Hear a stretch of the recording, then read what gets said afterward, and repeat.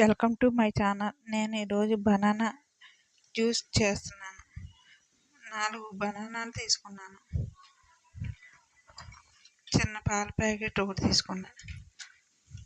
కొద్దిగా పంచదార, గార్నిష్ కోసం ఆలిక్స్. ముందుగా బనానా తొక్క తీసేసుకొని మిక్సీ గిన్నెలో వేసుకోవాలి. ఇలాగ చిన్న చిన్న ముక్కల కింద కట్ చేసుకొని వేసుకోవాలి. పాల ప్యాకెట్ కట్ చేసేసుకొని పోసుకోవాలి. చక్కెర ఈ గరిటెతోనూ ఒక 5 గరిటెలు చక్కెర వేసుకోవాలి.